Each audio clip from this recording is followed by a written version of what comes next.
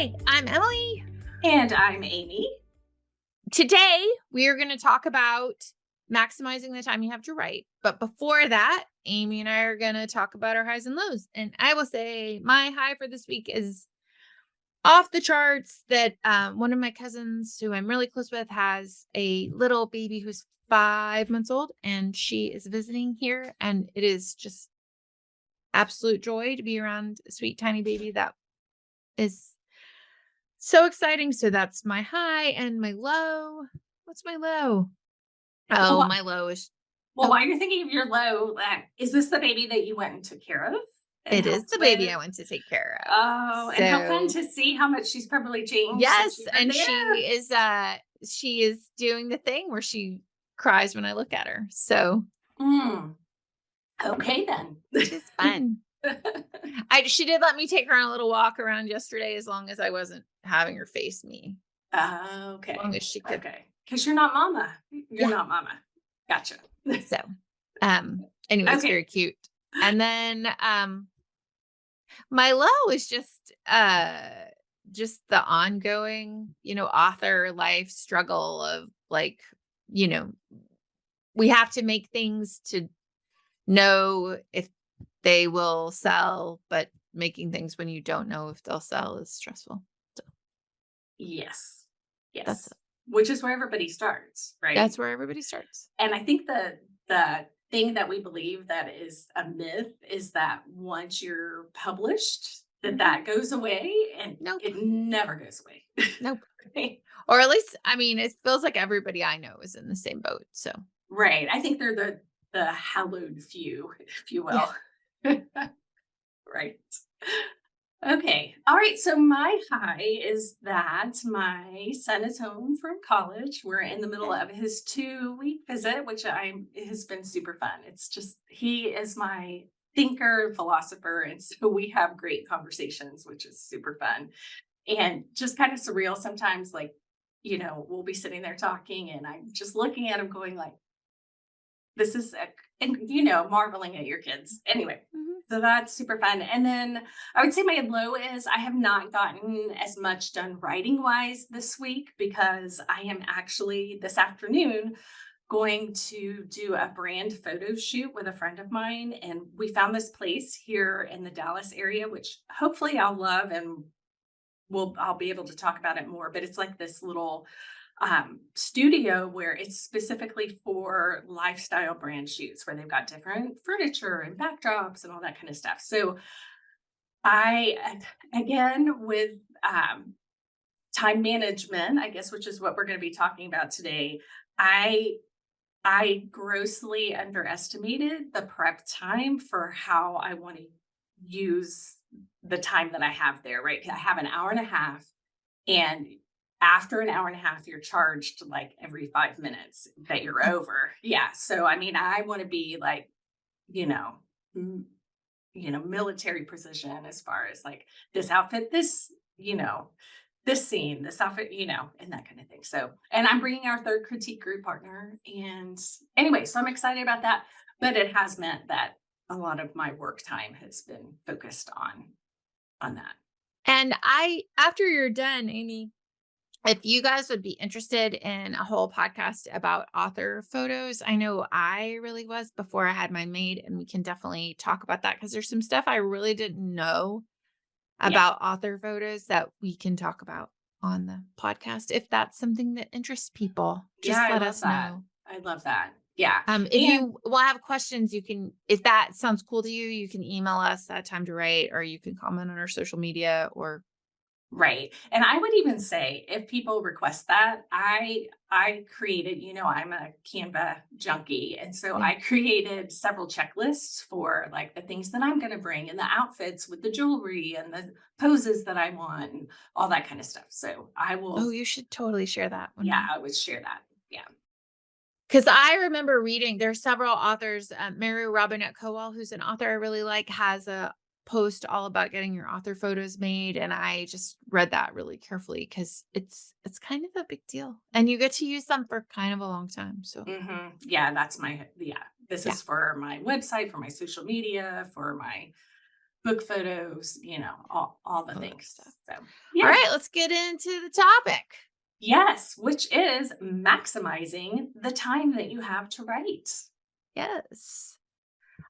So both Amy and I have some time struggles, and so we both have tried a bunch of different things to get more time out of your writing. One of my biggest ones has been my life because of having kids and because of how it goes is very much a life of do something, then there's a 30-minute break. Then you go do something else, then there's a 20-minute break. Then and I forever really struggle to get anything done in those what I would call scraps of time. So for me, um, a thing called the Pomodoro method was really, really, really helpful. And for those who don't know, the Pomodoro method is called that because of those little tomato timers. I just use this one. Yeah, and mine looks almost exactly the same as yours. I use this method as well. It's super effective.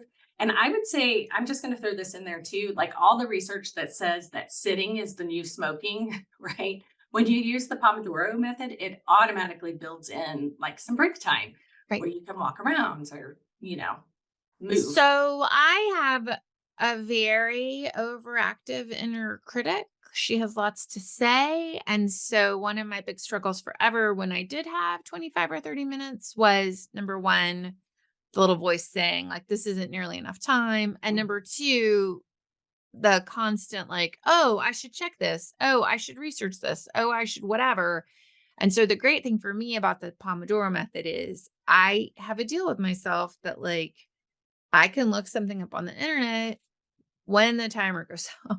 Right. I can ask that question when the timer I can indulge in about a round bout of self-doubt after the timer goes off. But during the time the timer is going, that 25 minutes, I'm just writing. And for me, I often, if I really, really, really stuck, I'll do it longhand or I'll turn the internet off often or I'll do the, Scrivener and Word both have a thing where you can go to a screen where you can't see anything. It's just like and those 25 minutes, I just write. And then because I am a child inside, also when I get to the breaks, so the idea with the Pomodoro is you do, I do a 25-minute block. Some people do, if, depending on your brain, you might need to do a 15 or 20, but I do 25. And then on my 5-minute breaks, I stand up and then I color I was going for to say, 5 minutes. I I was about set a to pull. timer for 5 minutes and I That's color. so funny because me too.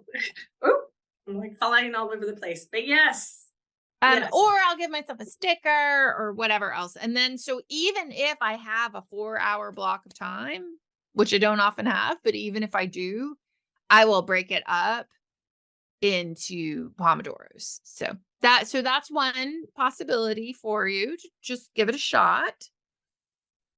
See what happens if you tell your nasty inner voice to take a seat for 25 minutes. You can do anything for. So that's one possibility. Amy, do you have some other thoughts? I would say, and this one I really used with it fits well if you're NaNoWriMoing, which if you don't know what NaNoWriMo is, that's National Novel Writing Month. You just take the first two letters from each of those words. Usually it's November. I think now the website has programs throughout the year. I know April was one that we talked about. We were both um, aiming for doing that. Anyway, but really, like, rather than doing time, do words. Like, I'm going to get 300 words down or a page down or just an amount. I almost feel like we're talking about running because you can do time or you can do miles. Like, it's the same kind of concept. So just something that you're tracking that gives you a start and a very clear, hard finish, I Finish. would say. The Yeah. great thing about doing words, in my opinion, especially if you set a minimum number of words, is that you have the all clear. Like if you sit down and you say, I'm going to write, and for people who don't know, it's about, what is it? It's about 250 words a page. I always have to Yeah. Google this. Yeah, I I don't think it's like yeah. 250 words for a double space page and 400 for a single space page, something Okay. like that. So if you say to yourself, I'm going to write 500 words, one great thing to me about that, if I'm really in a hard, stuck place, is I can do 500 words and then I'm like, I don't have to do anything else today. Right. I did. And if Right. I do it in 15 minutes, then I can go do all my other stuff. So that is it. The fun thing about doing words instead of time, the downside about doing words is if you're really stuck. And Amy has a cool way around this because I was only ever doing finished words. Amy, tell them your thing. So I do any words that I write down. So if it's, I'm brainstorming or if I'm like going through and really getting to know my characters and developing them or any words that I write, I count because it's words from my brain on the Right. page. Right. Yeah. That was the thing that really got me is I was stuck on finished words. And so I think I have novels not in the world, where I think part of the problem is I didn't spend quite enough time on the front end doing those words, like Rewriting. the Yeah. pre-writing. So that's another possibility. Hmm. Okay. So let's say you are sitting at your desk trying to write, you have an hour and you just are getting nothing done. You're getting no words on the page. Another thing you can try is moving your location. I am 100% a coffee shop writer. This is part of why the pandemic completely tanked my productivity is I love, and I know some people totally can't do this. I love the low level buzz of a coffee shop. Like if I'm stuck and like I get stuck sometimes on things like how does a person move across a room? Hmm. If I'm in a coffee shop, I can look up and be like, "Oh, that's how a person moves across a room." Or you'll hear little scraps of things or just being around other humans is really good for me. For but Amy can write in a library. I cannot write in a library. Right. I really love the people energy, but I really often, if I'm in a flow state, need quiet. And I'm not saying I did this and I'm not saying that I didn't, but if people talk in the quiet room of the library, I might tend towards being a Karen. So not proud, not proud. Moving on. But yeah, I would say too, moving location, and it doesn't even have to be like going somewhere other than your wherever you like your home or whatever. You can go and sit in the chair in your bedroom or on the sofa downstairs in your living room, just having switching the context of your place. Right. I think that's And try switching the time of day. Like I not mhm. now, but when I had little bitty kids, I did almost all my writing very late at night after they were asleep because again, I found it so hard to focus. Like some people say write during nap. I never did a very good job writing during nap because they it's like a Jenga tower writing. And so you've got the whole Jenga tower built and then someone's like, "I need some milk," or they fell out of the bed or pick a thing and then the whole thing falls down. And so I just when the kids were little, I did most of my writing really late at night. I also how this happened is this vast mystery to me, but I often will write very well very early in the morning. Like Wow, I'm very jealous early. Like of that. Oh, and happy for you. Like not actually jealous. I wish so I feel like with NaNoWriMo and I think all these different things that we're suggesting, it's really fun to kind of keep track and pay attention as you learn yourself and what works best for you.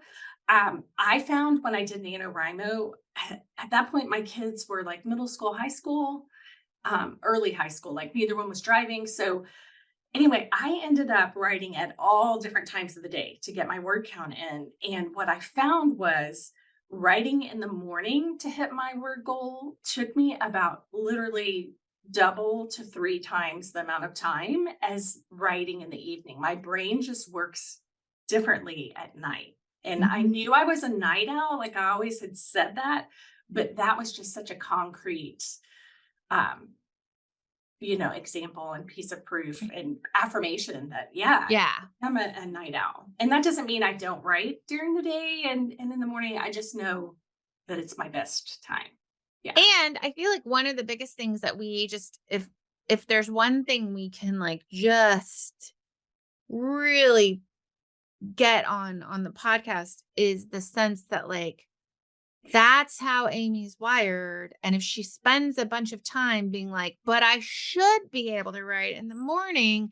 So I'm just going to sit here and make myself write in the morning because that is what either the experts say should happen or people in my life say should happen. Pick a thing, you know?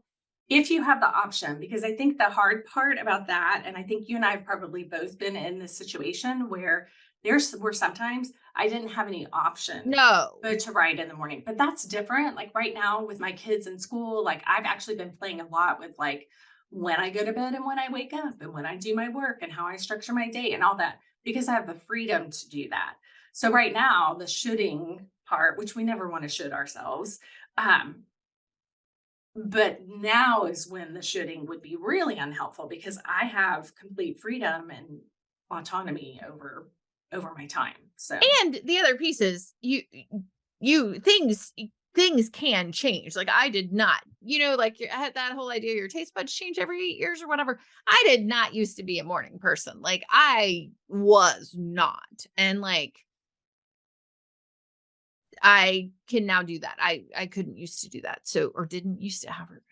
yeah, no, Let me I say get what that. you're saying. The other thing that I think is interesting too, and I remember a critique group partner that was formerly with our group talked about how she would wake up early in the morning, even though she's a night owl, to write when she was kind of in that sleepy, hazy state, just Mhm. to kind of, see what get her creative juices going. Right. Right.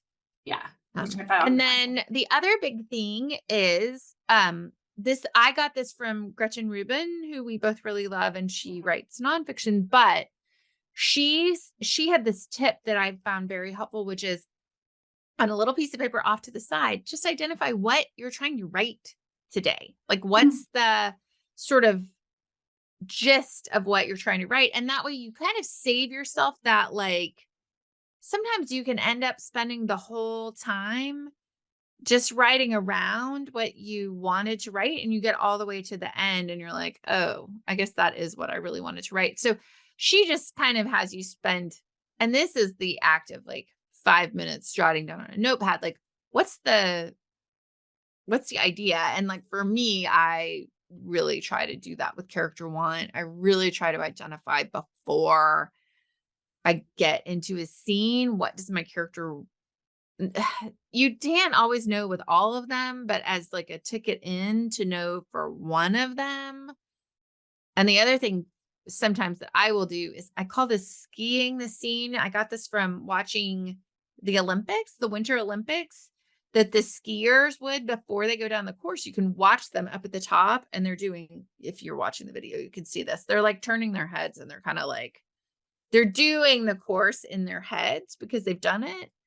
I sometimes will do that with a scene before I sit down to write it, just to identify like what are the touchstone things that I know I want to include in this scene. And you can just jot that off to the side.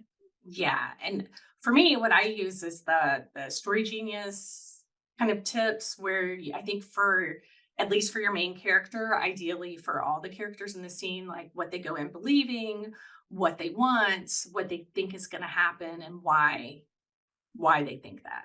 So, Yeah. yeah. Um, and then another big issue, and I have talked to so many writers who have this as a problem, including a really dear friend that I recently talked to, which is understanding are you writing or are you editing? They Ugh, are yes. not the same. It is a different brain. And so a lot of people, and I would put myself in squarely in this camp on my early books, spent so much time on that first chapter again and again and again, trying to get the first chapter perfect. When what you'll find when you really keep writing and you get to finishing, which I know is so hard, but I have to say, like that, the day that I started finishing things was the day that I feel like that's the day that my writing career actually really started, even though it was well ahead of, getting an agent or all those things. It was when I started finishing. When you start finishing, oftentimes you realize a lot of the early stuff you don't even need. Right, right. It's interesting. I heard Scott Westerfeld, who's written Yes. like Uglies, Pretties, that he spoke at like the Barnes and Noble near where I live, and people were asking questions afterwards, and his biggest piece of advice was, if you're writing something, even if it totally stinks, finish it, because it's practice. And you're Right. practicing writing the beginning and the middle, but if you don't practice writing the end, that's always going to snag you. Yeah. And then and some people can write. I have read, like, I watched I saw a screenwriter speak at the Austin Film Festival, and he said he reads the whole thing every day. So he does like start I mean, screenplays are shorter than novels, but Yes, true. he said but he goes back, so he's starting with editing because he's reading through everything he's done and then adding to that. My big point I'm trying to make is that you not that you can't do it in the same day, you just it's not the you my Simultaneously. opinion, you can't edit while you're writing. Right. I've heard too where people will like they'll write and then the next day they'll start looking at what they wrote the previous day and then write new. And then right, that's what he was Yeah. saying, not Yeah. because the big thing is that I guess the big point we wanna make is the part of you that is spilling all the stuff out is not the same. It's just think about the person that makes messes and the person that cleans up messes are not the same. Well, hopefully they are in my Well, they're house. the same, but they're not the same. It's not the same I'm activity. kidding. I'm totally kidding. Yeah. So, Yeah. and then the biggest thing, so let's get into mindset. Okay. Yeah, I would say, and to me, this is the fun part of writing because everything is legitimate. Like if you want to try like writing with one sock on or whatever, everything is legitimate because if it's going to help you get the words out, then it's going to help you. So anyway, I would just say know yourself would be the mindset, and Right. be curious and pay attention um, to your thinking and to your productivity, and just you don't have to keep a spreadsheet or anything like that, but just jot down the things that you're learning about Right. yourself How did and it how you work. feel? Yeah, right, right, for sure. Um, And and then then I would say the practical for me would be, or for both of us, would be try something new, like write someplace different. And that can be like Amy was saying, that can be in your bedroom. One of the things that I have found for me is like it is very hard for me to write if I feel observed. mhm, mhm. So, which is weird that I love to write in coffee shops, but I feel pretty anonymous in coffee shops. Also, even if people know me, they kind of know what I'm doing and they don't.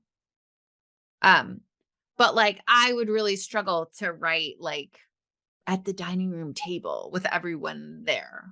Uh, gotcha, gotcha. Um, Yeah. and so, kind of try different things. Right. Yeah. Just really experiment, like all the things that we've talked about, the Pomodoro method, tracking your words, moving your location, all those things, different times of day. Just pick one and try it. Yeah. Right. That is so that's what I would say. And let us know. How does it Yeah. go? Yeah. And which way, like, how do you write? Is there something that we haven't talked about today that's part of our experience that has really helped you? Just leave a comment or leave a review in Apple iTunes or hit us up on Instagram or wherever and let us know. Yes. I have one other note about this, which is I just heard somebody really interesting saying, some people say write every day. I don't write every day. My life does not allow that. But Right. I was listening. One lady was saying on a blog post, which if I could, it's the internet. I can't remember where I read it. But she said over this tracking, she had realized and she has small kids. Her best thing is to actually have a huge block of time. It's the opposite. And so she was saying she actually had been hiring a babysitter in the afternoons when her kids like came home from school and she realized, no, it was way better for her to hire a babysitter for Saturday and to have the afternoon be when she just did stuff with her kids and didn't worry about writing at all. And so she would do a huge block, take all of Saturday and write. And like that I thought was so interesting because that's not my process at all. But that's again, like knowing yourself and just identifying like that's how you work. Yep. That's how I did a lot of my stuff, is taking like the first half of the day on Saturday, especially once my kids hit middle school and high school, because they were usually sleeping. They're usually sleeping. And there you have it, like writing in the morning, because that's what fit, right? Yeah. So there's our time. Amy Kelly, Okay. is there anything you're reading? Oh my gosh. And we talked about this book in our group last week. Over the weekend, I read Tomorrow and Tomorrow and Tomorrow. Oh my word, Em, you have to read it so that we can talk about it. Like I just don't even know what to say about it. It was so good. And I'm still like pondering it. And now I'm at that place. And I think we talked about this in one of the last couple of episodes, where I'm really trying to unravel and see like her structure. And it's just really unique. So yeah, it was great. What about you? I am currently reading, I just started the Atlas 6, which I wouldn't say it's changing my life, but it's cute. I'm enjoying it. I will say this is industry inside baseball, but I love it when you read something that breaks every single rule that we are told about books. And I mean, the first chapter is told, it's like kind of presents the world, and this sort of like starts with the Library of Alexandria. Okay. Have you read it? I haven't. I know I've heard it, like kind of in the zeitgeist, but what is it? Olivia. It looks like Olivia, but I don't know how she says it. Blake. It is about 6 young magicians who get taken to like the academy, and only 5 can survive. Oh, so, wow. But I'm 2 chapters in or so. So, but I have a feel like I'm the character building. It's that same kind of like, this is anybody who wants to know, this is my jam, a near current world with magic, like it looks like our world, but there's magic in it. That is my magical realism. Well, kind of. But also it's kind of fantasy side. Like I don't know. I don't know what people are calling it, but it's like, there's a dark academia piece. Like sign me up. So anyway, it's very cute so far. Or cute is not the word. It's good so far. So, and the characters are really strong. So I'll have to pick that up. Awesome. Okay.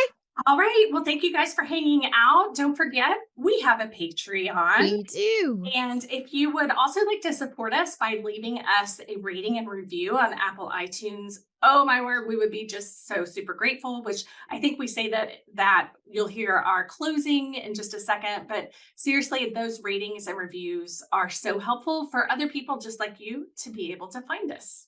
Well, and also for us to be reminded that people are listening. That too. Bye, friends. Bye. Thanks so much for being with us today. We love our people and we want to get to know you better. So email us at questions@timetowritepodcast.com to have your questions considered for the show. You can also suggest topics by emailing us there. Also, drop us a review on Apple Podcasts. Not only will it thrill us, seriously, we read everyone. It also helps others find the show. We're driven by sharing stories, and your review helps us do that. Just remember, your stories matter, and we're rooting for you to find time to write. Even if it's only 5 minutes. 5 minutes. You can do it. You can do it.